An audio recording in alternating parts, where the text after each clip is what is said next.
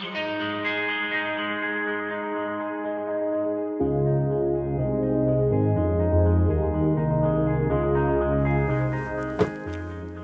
everyone!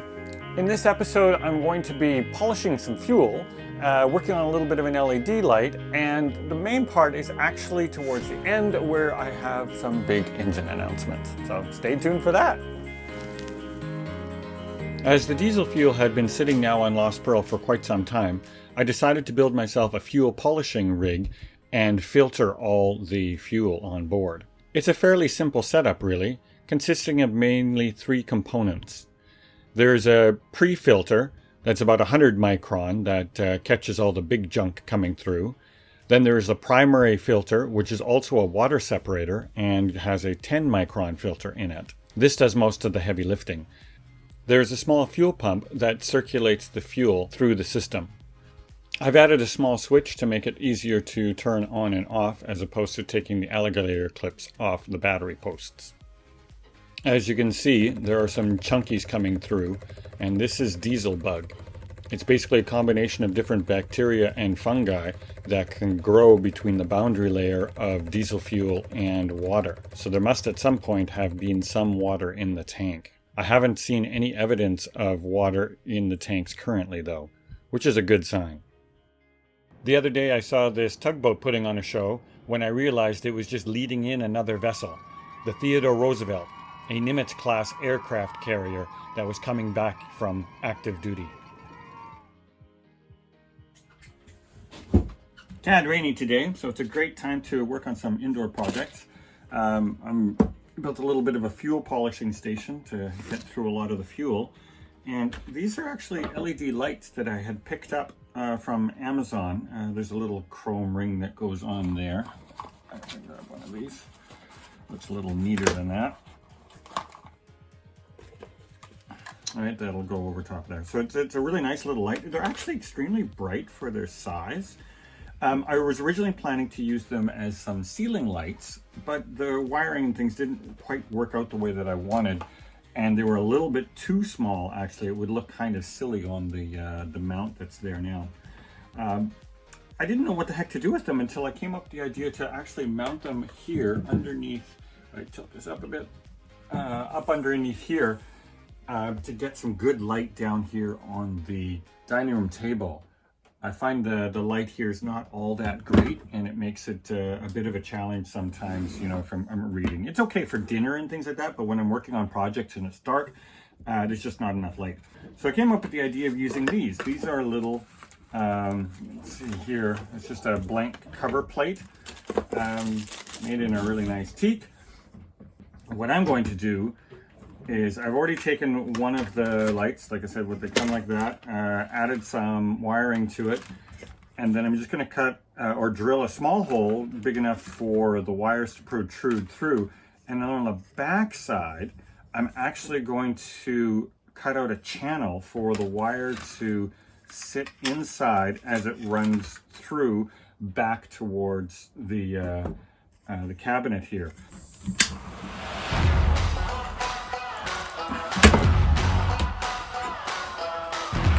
Certainly missed my soldering iron. It's quite the hack.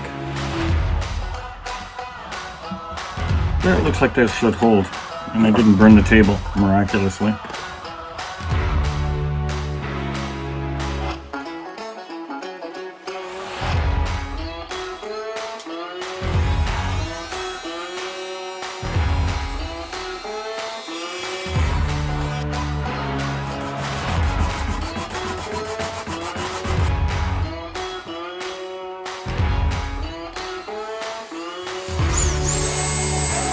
Okay, with the hole drilled, now I just need to cut a channel in here for the wire to lay through, because the wire will come up, but I want it to lay below. So I need to cut a little channel in here without going all the way through, ideally.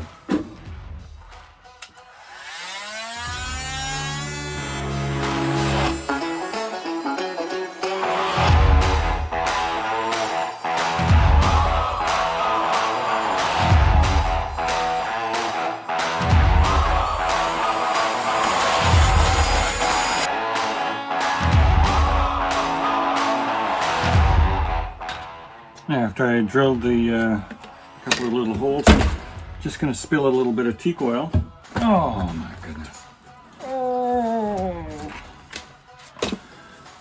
Well, that's one way to do it.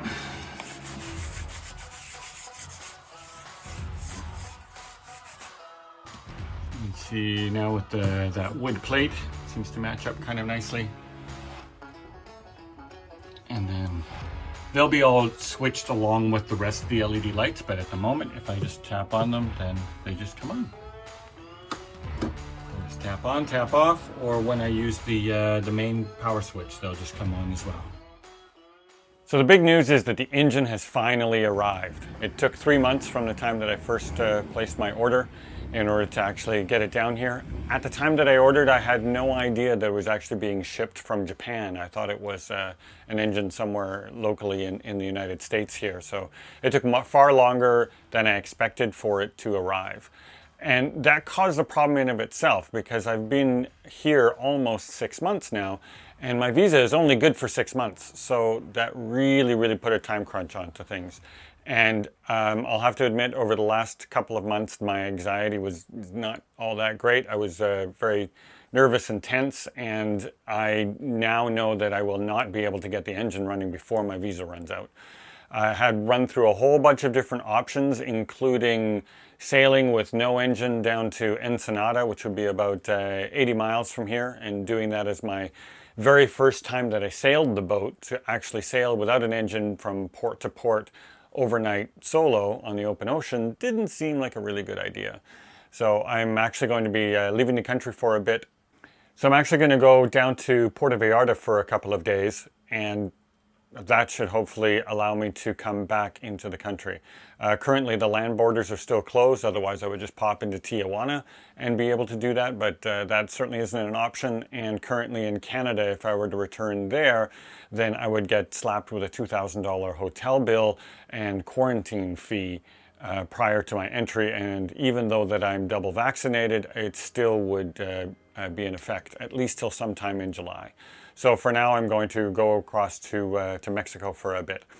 In the meantime, I have been able to get a bunch of stuff done on the engine. I'm going to be doing, of course, the next few videos are going to be about installing the engine and how that process is going. There is a lot of work to do. This engine, the block of the engine is an Isuzu C240, the same engine that I had before, but this engine was built for being inside a forklift, not inside a boat. So there's a lot of the marine specific parts that I have left over from the old engine, and I need to convert this engine then into the marinized version. So stay tuned for that.